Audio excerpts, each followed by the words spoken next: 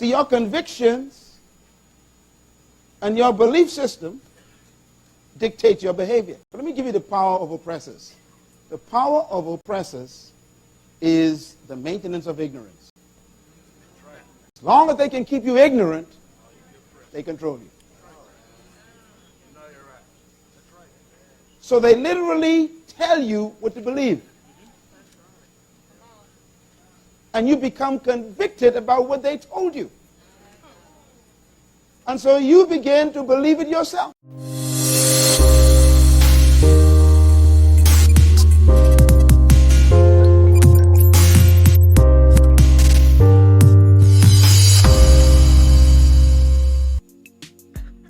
It says faith comes by hearing. Where did you hear what you believe now? Where did you get that from?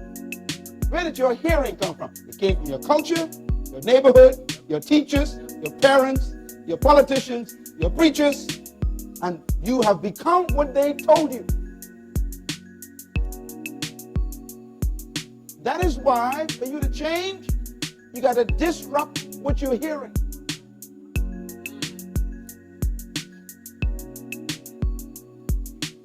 Jesus said these words to his disciples. He was trying to train them to think like leaders. He was trying to train them to think like kings.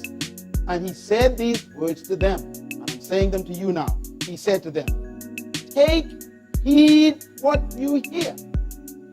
In other words, control what you allow to come into your ear. Don't just listen to any and everybody. Don't just read any and every book. Don't listen to any and every tape. Don't go to any and every seminar. Choose your information based on your destiny.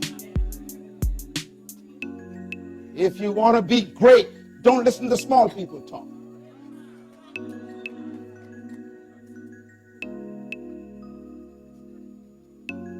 You know, it's incredible. You having problems in your marriage, and you getting advice from a divorcee. Now, that's dumb. I think that's dumb, okay?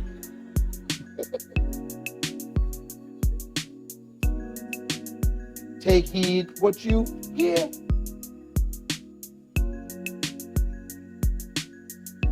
Write the statement down, please. No one can live beyond the limits of their beliefs. You cannot live beyond the limits of your belief. You are trapped by your belief system. I don't care what you tell me. You cannot live beyond what you believe. Because you think what you believe. And as a man thinketh, that's the man.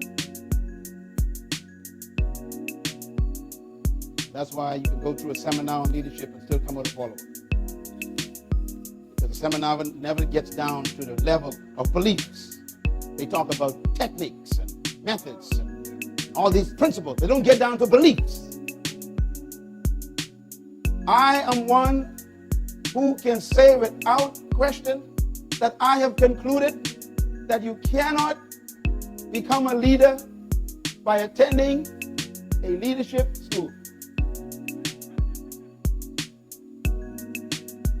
Because leadership is not something you can learn. Listen to me, young man. Listen to me carefully.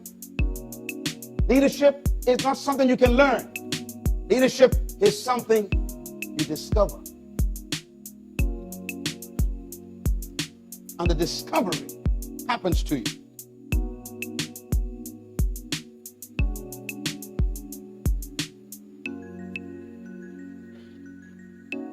Your life is what you think it should be. You are exactly what you thought. You become exactly what you thought. You can't go beyond that until you change your thoughts. Boy, what a seminar. I wish I was you. I wish I had a teacher like me when I was you. I am so proud of you young people. You don't understand how blessed you are to be in this seminar. Because these old folks just getting this.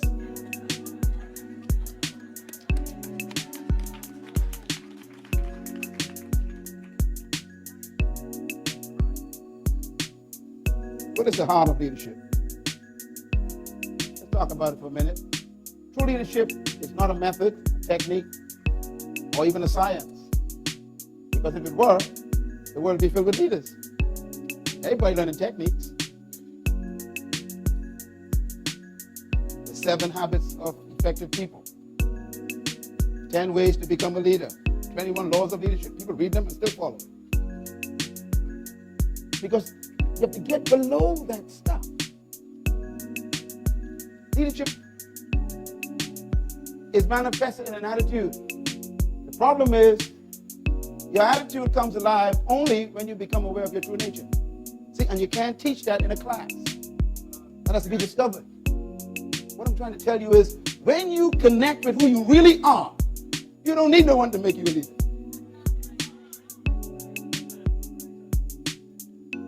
You automatically manifest.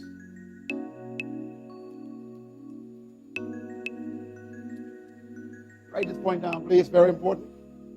The beliefs and convictions of a leader regulates the nature of their leadership. In other words, the way a person acts as a leader is a manifestation of their beliefs and their convictions.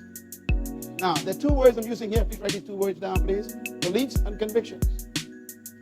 See, your convictions and your belief system dictate your behavior.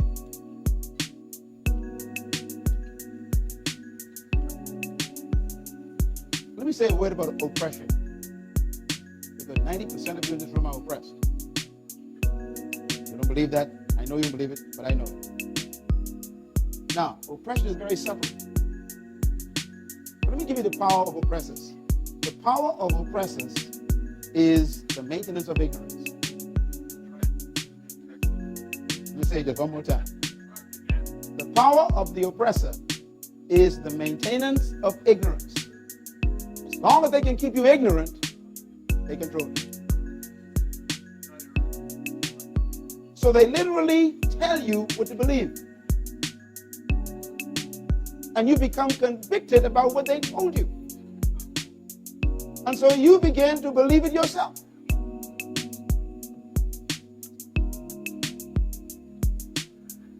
That's why oppressors always control education.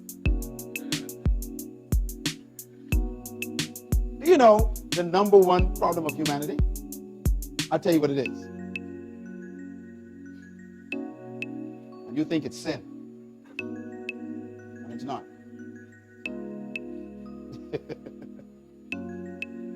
You can always tell what's wrong with a patient by what the doctor prescribes.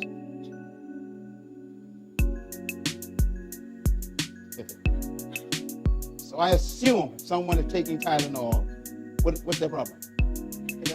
See, you figured it all by yourself. You're so smart. If someone is taking insulin, what's their problem? Diabetes. See, I told you can figure it out by the medication.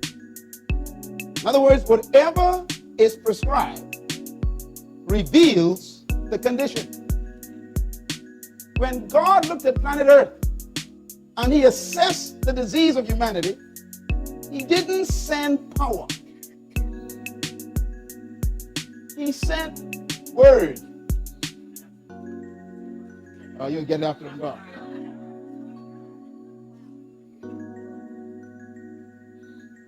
He said they are lacking knowledge.